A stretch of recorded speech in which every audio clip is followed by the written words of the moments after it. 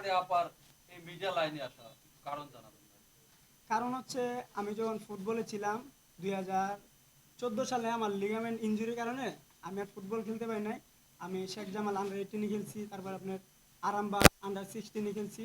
Last আপনার under 18-এ আপনার 18-19 Bashundhara sign করা হয়েছে, কিন্তু আমার লিগামেন্ট ইনজুরি তার খেলাও নাই। তো আমার বন্ধু বান্ধব যারা আছে, যেমন ধরেন বর্তমানে ন্যাশনাল টিমে আলামিন ফাহিম আছে, রানিং ফুটবলাররা খেলতেছে। তো আমি যখন ইনজুরিতে পড়ে থাকি, রেগুলার খেলতে পারি না, মাঠে যেতে পারি না, তখন ওরা ঠিকঠাক মতো খেলতেছে, মাঠে যেতেছে, তখন এগুলা মানে আমি নিতে পারতেছি না, মানে খুব পেন হইতেছে বা খুব কষ্ট হয় আমার। তখন আমি চিন্তা করলাম আমি সাইডটা চেঞ্জ করে ফেলবো।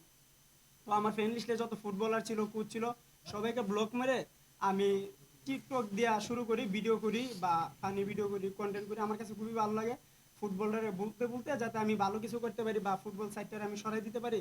এই জন্য মানে আমি ফুটবল কারোর সাথে যোগাযোগ রাখি না। যত ফ্যান বেজ ছিল, যা মানে আপনার যত ফ্যান ফলোয়ার আমার ছিল বা যত বন্ধু বান্ধব ছিল, সবাইকে ব্লক করে দিছি যাতে ফুটবলে কিছু আমার সামনে না আসে। তারপর থেকে আমি টিকটকে ঢুকি যে আমি যদি ফুটবল দিয়ে কিছু করতে পারি না, আমি ভিডিওর জগতে কিছু করব।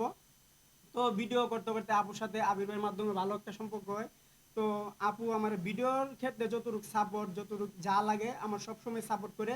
যখন আমার অনেক সময় মন খারাপ থাকে, যখন একা থাকি, এরকম সময় মানে আপু এরকম সময় আমার কল দেয় যে নিলয় বাসায় চলে আসো, খাওয়া দাওয়া করে দুপুরে ইফতার করে যাও। মানে আমার অনুভূতিটা মনে হয় আপু বুঝতে পারে। এই সময় আপুর কলটা আসে আমার যখন মন খারাপ থাকে।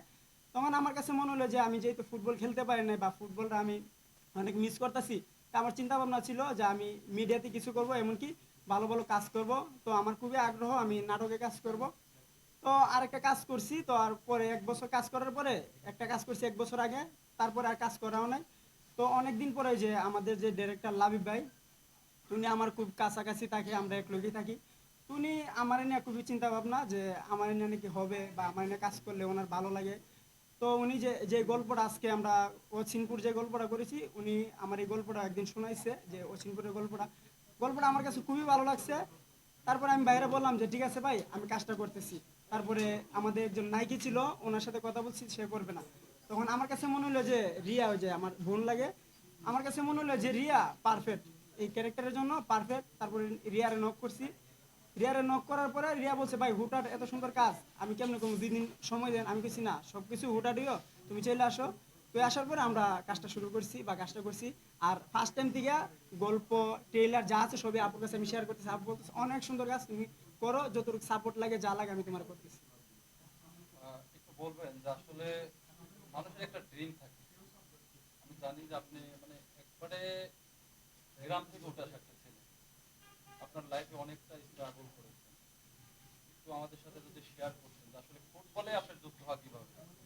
ফুটবলে যুক্ত হওয়া, আমি যখন গ্রামে ছিলাম, গ্রামে বড় বড় মাঠে ঢাকার থেকে প্লেয়ার যেত, বিদেশি প্লেয়ার যেত, দেশি প্লেয়ার যেত, অনেক ভালো ভালো প্লেয়ার যেত। তো আমি মাঠে বসে খেলা দেখতাম, এমনকি ছোটো পোলাপানদের সাথে খেলাধুলা করতাম।